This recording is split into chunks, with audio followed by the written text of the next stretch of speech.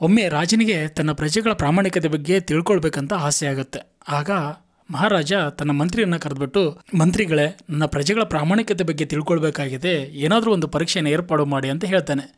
ಮಹಾರಾಜ ಹಾಗೆ ಹೇಳ್ದ ತಡ ಮಂತ್ರಿ ಒಂದು ಡಂಗುರವನ್ನು ಸಾರ್ತಾನೆ. ಅದೇನಪ್ಪ ಅಂತಂದರೆ, ಮಹಾರಾಜರು ನಾಳೆ ತಮ್ಮ ಕುಲದೇವರಿಗೆ ಅಭಿಷೇಕವನ್ನು ಏರ್ಪಾಡು ಮಾಡಿದ್ದಾರೆ. ನಾಳೆ ಬೆಳಗ್ಗೆ ಊರುವರೆಗಿನ ದೇವಸ್ಥಾನದ ಹತ್ರ ಒಂದು ದೊಡ್ಡ ಪಾತ್ರೆಯನ್ನು ಇಡಲಾಗುತ್ತೆ.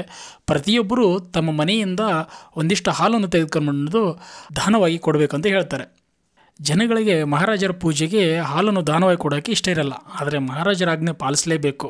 ಮರುದಿನ ನಸುಕಿನಲ್ಲೇ ಜನರು ತಮ್ಮ ಮನೆಯಿಂದ ಒಂದಿಷ್ಟು ಹಾಲನ್ನು ತೆಗೆದುಕೊಂಡು ಬಂದು ಊರುವರೆಗೆ ಇಟ್ಟಿರುವಂಥ ದೊಡ್ಡ ಪಾತ್ರೆಯಲ್ಲಿ ಹಾಕ್ತಾ ಹೋಗ್ತಾರೆ. ಇನ್ನೇನು ಬೆಳಕರಿಬೇಕು, ಆ ಪಾತ್ರೆ ತುಂಬಿ ಹೋಗುತ್ತೆ. ಮಧ್ಯಾಹ್ನದ ಸಮಯ ಮಹಾರಾಜರು ಮಂತ್ರಿಗಳೊಂದಿಗೆ ಆ ಪಾತ್ರೆ ನೋಡೋಕ್ಕಂತ ಬರ್ತಾರೆ. ಪಾತ್ರೆ ತೆಗೆದುಬಿಟ್ಟು ಮಹಾರಾಜ ಇಣುಕಿ ನೋಡ್ತಾನೆ. ಆ ಪಾತ್ರೆಯಲ್ಲಿ ಹಾಲೇ ಇರೋದಿಲ್ಲ, ಬರೀ ನೀರಿನಿಂದ ತುಂಬಿ ಹೋಗಿರುತ್ತೆ. ಮಹಾರಾಜರಿಗೆ ಆಶ್ಚರ್ಯ ಆಗುತ್ತೆ.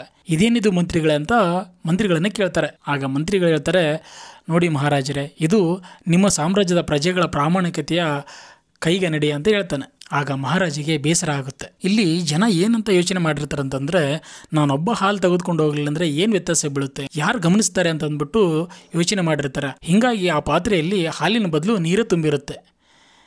ಈ ಕಥೆಯಿಂದ ಎರಡು ಅಂಶ ನಮಗೆ ಗೊತ್ತಾಗುತ್ತೆ. ಅದೇನಪ್ಪ ಅಂತಂದರೆ, ನಮ್ಮ ಸುತ್ತಮುತ್ತಲಿರುವ ಜನರನ್ನ ನಾವು ಬ್ಲೈಂಡಾಗಿ ಪ್ರಾಮಾಣಿಕರು ಅಂತ ಅಂದ್ಬಿಟ್ಟು ನಂಬಿರ್ತೀವಿ. ಮತ್ತು ಇನ್ನೊಂದು ಏನಪ್ಪ ಅಂತಂದರೆ, ನಾವು ಪ್ರತಿ ಸರಿ ಕೆಲವೊಮ್ಮೆ ನಮಗೆ ವಹಿಸಿದ ಕೆಲಸವನ್ನು ಮಾಡಬೇಕಾದಾಗ ನಾವೊಬ್ಬ ಮಾಡಲಿಲ್ಲ ಅಂದರೆ ಏನು ಡಿಫ್ರೆನ್ಸ್ ಬರುತ್ತೆ ಅಂತ ಅಂದ್ಬಿಟ್ಟು ಯೋಚನೆ ಮಾಡ್ತೀವಿ. ಎಕ್ಸಾಂಪಲ್ ನಿಮ್ಗೆ ಹೇಳಬೇಕಂತಂದರೆ, ಎಲೆಕ್ಷನ್ ಟೈಮಲ್ಲಿ ಎಲ್ರಿಗೂ ಓಟ್ ಆಗೋದಕ್ಕಂತಲೇ ರಜೆ ಕೊಟ್ಟಿರ್ತಾರೆ. ಆದರೆ ಜನ ಲಾಂಗ್ ವೀಕೆಂಡ್ ಸಿಕ್ಕಿದೆ ಅಂತಂದ್ಬಿಟ್ಟು ಟೂರ್ಗೋ ಟ್ರಿಪ್ಗೋ ಇನ್ನೆಲ್ಲಿಗೂ ಹೋಗ್ತಾ ಇರ್ತಾರೆ. ಇಲ್ಲೂ ಕೂಡ ಜನ ಅದೇ ಥರ ಯೋಚನೆ ಮಾಡ್ತಾರೆ, ನಾನೊಬ್ಬ ಓಟ್ ಹಾಕಲಿಲ್ಲ ಅಂದರೆ ಏನು ವ್ಯತ್ಯಾಸ ಬೀಳುತ್ತೆ ಅಂತ ಅಂದ್ಬಿಟ್ಟು. ನೋಡಿ, ಒಂದು ಓಟಿನಿಂದ ಒಬ್ಬ ಸೋಲ್ಲಬಹುದು, ಒಬ್ಬ ಗೆಲ್ಲಬಹುದು. ಹೀಗಾಗಿ ನಮ್ಮ ಜವಾಬ್ದಾರಿಗಳನ್ನು ಅಚ್ಚುಕಟ್ಟಾಗಿ ನಿಭಾಯಿಸೋಣ.